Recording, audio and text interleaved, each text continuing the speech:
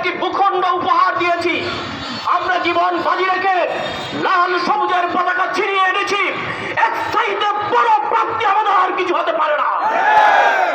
আমার সন্তান মেধায় না দিয়ে কোথায় চাকরি পাবে এটা আমিও চাই না। কারণ যদি মেধার ভিত্তিতে চাকরি হয় তাহলে দেশ পরিচালনা হবে সুন্দরভাবে। কোঠার ভিত্তিতে চাকরি হলে সেখানে শত মেধার পিছনে একজন কোঠাধারী যে মেধাহীন হয়েও চাকরির সেই বিশাল বিশাল সেই চাকরির গুরুত্বপূর্ণ চেয়ারে সে বসে পড়বে।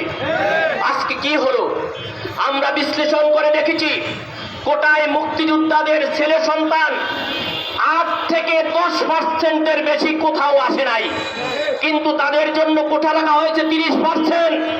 এর কারণটা কি?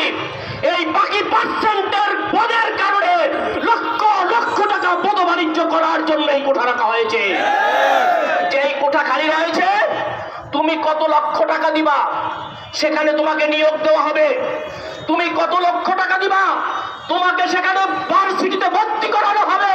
তুমি কত লক্ষ টাকা দিবা সেখানে মেধার মূল্যায়ন না করে কোঠার ভিত্তিতে তোমাকে পদোন্নতি দেওয়া হবে। আজকে বাংলাদেশে নয়, বিশ্বের বিভিন্ন দেশে কোঠা প্রথা আছে। আমি গতকাল বাংলাদেশের বাহিরেও আমাদের প্রতিবেশী রাষ্ট্র ভারত, আমাদের প্রতিবেশী রাষ্ট্র চায়না, আমাদের নেপাল, আমাদের শ্রীলঙ্কা সহ বিভিন্ন দেশের কোঠা আমি বিশ্লেষণ করেছি। বিশ্বের কোথাও মুক্তিযোদ্ধাদের নামে কোনো কোঠা নেই, কিন্তু আমরা সেটা বলি না। মুক্তিযোদ্ধাদের সর্বোচ্চ সম্মান হবে, কিন্তু সারা বাংলাদেশের খেটে খাওয়া মানুষের সন্তানদের বঞ্চিত করে নয়। মুক্তিযোদ্ধাদের কোঠা যতটুকু প্রাপ্য তাদেরকে তাই দিতে হবে, এর বাইরে নয়। বরং আমি মনে করি মুক্তিযোদ্ধাদের ছেলে সন্তানদের বয়স আজকে কত আপনি মনে করুন। মুক্তিযুদ্ধ হয়েছে 53 বছর। একজন মুক্তিযোদ্ধা হতে হলে তাকে অস্ত্রর ভার বহন করার ক্ষমতা রাখতে হয়। মিনিমাম 15 বছর বয়সের আগে সে অস্ত্র হাতে নিতে পারে না। আমি মনে করি একজন মুক্তিযোদ্ধার বয়স বর্তমান প্রায় 70-এর কাছে। তার ছেলে সন্তানদের বয়স 35 থেকে 40-এর কাছে। কোন মুক্তিযোদ্ধাদের সন্তানদের বয়সের চাকরির বয়স এখন আর নেই। কিন্তু নাতি নাতনিদেরকে আপনি প্রয়োজনে কোন মুক্তিযোদ্ধা যাতে অবহেলিত না হয়।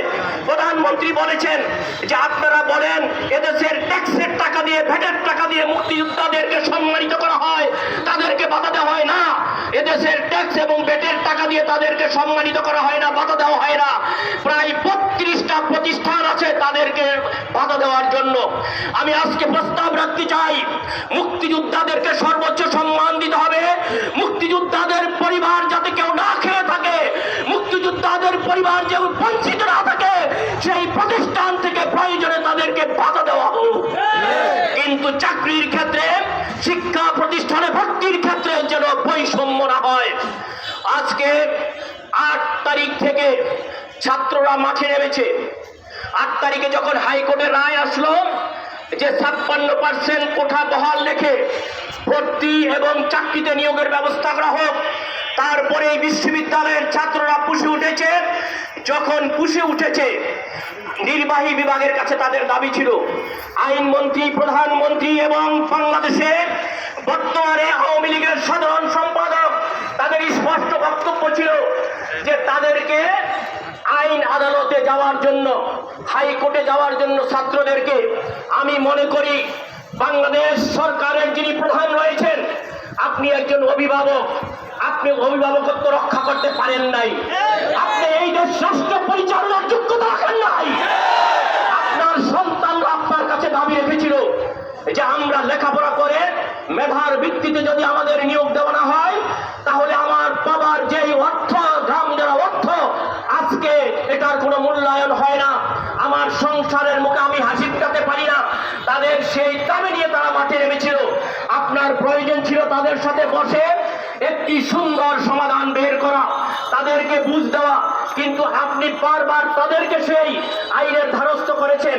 কিন্তু আপনি আজকে কি বলেছেন?